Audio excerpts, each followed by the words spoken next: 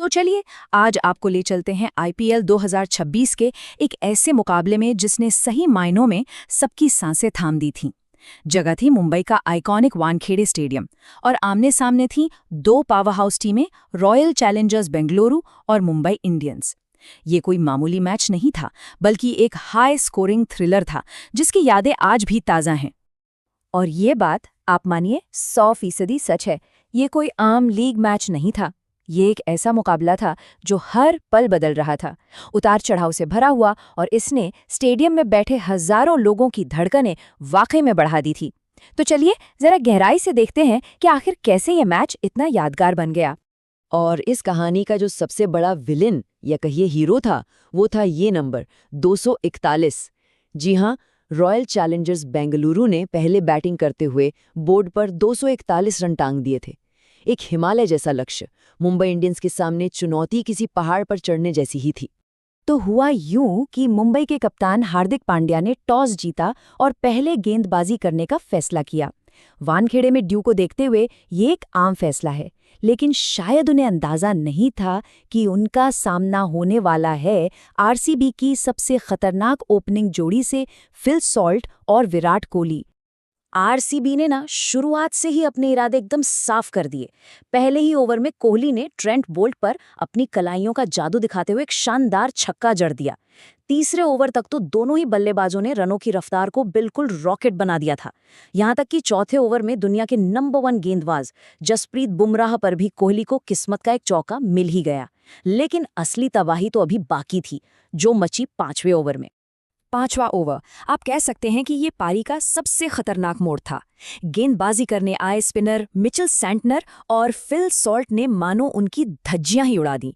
Salt ने अकेले ही उस एक ओवर में 3 लंबे लंबे छक्के और एक जोरदार चौका लगाकर पूरे 22 रन बटोरे। वानखेड़े का शोर उस वक्त देखने लायक था। और इसी आक्रामक अंदाज को जारी रखते हुए फिल सॉल्ट ने सिर्फ 25 गेंदों पर अपना तूफानी अर्धशतक पूरा कर लिया। उनकी इस पारी को देखकर तो डगआउट में बैठे उनके साथी खिलाड़ी भी खड़े होकर तालियां बजा रहे थे। ये पूरी तरह से सॉल्ट का शो था। पावर प्ले के बाद भी रनों की ये बारिश रुकी नहीं। लेकिन मुंबई को आखिरकार वो पहली सफलता मिली जिसने कहानी में एक नया मोड़ ला दिया। 11वां ओवर चल रहा था। फिल सॉल्ट एक विनाशकारी सुनामी की तरह लग रहे थे और तभी शार्दुल ठाकुर ने अपनी चालाकी दिखाई। उन्होंने एक वाइड फुल गेंद डाली जिसे खेलने के लालच में सॉल्ट सीधा एक्स्ट्रा कवर पर कप्तान हार्दिक पांड्या को कैच थमा बैठे। मुंबई के खेमे में थोड़ी जान में जान आई। लेकिन मुंबई की ये खुशी ज्यादा देर टिक नहीं पाई। सॉल्ट के बाद मैदान पर उतरे रजत पाटीदार, और जो उन्होंने 12वें ओवर में किया वो तो अविश्वसनीय था। लेग स्पिनर मयंक मार्कंडे के खिलाफ उन्होंने लगातार 3 गेंदों पर 3 छक्के जड़ दिए, और तीसरा छक्का तो एक हैरान कर देने वाले रिवर्स स्वीप पर आया था। क्या कमाल की हिटिंग थी!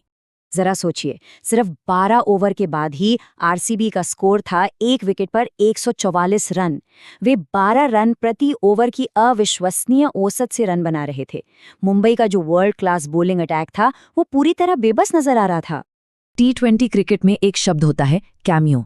इसका मतलब होता है एक छोटी लेकिन बेहद असरदार पारी जो मैच का रुख बदल दे। और रजत पाटीदार की सिर्फ 17 गेंदों पर 50 वाली वो पारी इसका सबसे बेहतरीन उदाहरण थी। उसने मैच को पूरी तरह से आरसीबी की तरफ झुका दिया था। लेकिन ड्रामा तो अभी बाकी था मेरे दोस्त। अपना तूफानी अर्धशतक पूरा करने के ठीक बाद पाटीदार 53 रन पर एक और बड़ा शॉट लगाने की कोशिश में आउट हो गए। इस विकेट के बाद डगआउट में बैठे विराट कोहली काफी गुस्से में दिखे, जो शायद विकेट गिरने के तरीके से बिल्कुल खुश नहीं थे। पाटीदार के जाने के बाद भी रन बनते रहे। टिम डेविड ने आखिर में कुछ ही गेंदों में ताबड़तोड़ रन बनाकर एक बहुत जरूरी कैमियो खेला, और उन्हीं की बदौलत आरसीबी 240 के विशाल स्कोर तक पहुंच सकी। अब मुंबई के सामने एक पहाड़ जैसी चुनौती थी। तो अब आते हैं कहानी के दूसरे हिस्से पे। 241 रनों का पीछा करने उतरी मुंबई इंडियंस। वानखेड़े की छोटी बाउंड्री से उम्मीदें तो थीं, लेकिन दबाव बहुत ज्यादा था। मुंबई ने शुरुआत अच्छी की थी, लेकिन मैच का सबसे बड़ा टर्निंग पॉइंट आया 7वें ओवर में। लेग स्पिनर सुयश शर्मा ने अपने पहले ही ओवर में पहले सेट बल्लेबाज रयान रिकिल्टन को आउट किया, और फिर उसी ओवर में तिलक वर्मा को भी पवेलियन भेज दिया। एक ही ओवर में 2 बड़े झटके, और इसका असर साफ दिख रहा था। 12 ओवर के बाद स्कोर 119 पर 2 था, जो ठीक ठाक था। लेकिन यहां से जीतने के लिए जो जरूरी रन रेट था वो 15 से भी ऊपर पहुंच चुका था। मतलब हर ओवर में 15 से ज्यादा रन चाहिए थे, जो लगभग नामुमकिन लग रहा था। सूर्य कुमार यादव और कप्तान हार्दिक पांड्या ने उम्मीदें तो जगाईं, लेकिन 15वें ओवर में जेकब डफी ने मैच का रुख एक बार फिर बदल दिया। उन्होंने कप्तान हार्दिक पांड्या को आउट करके मुंबई की उम्मीदों को एक और बहुत बड़ा झटका दिया। जब ऐसा लगा कि अब ये मैच आरसीबी की मुट्ठी में है, तभी मुंबई के लिए एक ऐसे हीरो ने मोर्चा संभाला जिसकी शायद किसी ने उम्मीद नहीं की थी। और यहीं से रोमांच वापस आ गया। वेस्टइंडीज के शेरफैन रदरफोर्ड, उन्होंने एक ऐसा जवाबी हमला किया जो देखने लायक था। एक के बाद एक कई लंबे लंबे छक्के जड़े और अकेले दम पर मुंबई को मैच में वापस लाने की जोरदार कोशिश की। उन्होंने सिर्फ 25 गेंदों पर 65 रनों की एक जादुई पारी खेली जिसने वानखेड़े को एक बार फिर से जिंदा कर दिया था। लेकिन अफसोस, रदरफोर्ड की वो हैरान कर देने वाली पारी भी मुंबई को जीत की दहलीज तक नहीं पहुंचा सकी। मुंबई की टीम 222 रनों पर ही रुक गई और रॉयल चैलेंजर्स बेंगलुरु ने ये हाई वोल्टेज मुकाबला 18 रनों से अपने नाम कर लिया। अंत में जीत तो आरसीबी की हुई, लेकिन ये मुकाबला रनों की बारिश, तूफानी पारियां और उस अविश्वसनीय रोमांच के लिए हमेशा याद किया जाएगा। तो सवाल यही उठता है कि क्या ये आईपीएल 2026 का सबसे यादगार मुकाबला था? इसके बारे में सोचना तो बनता है।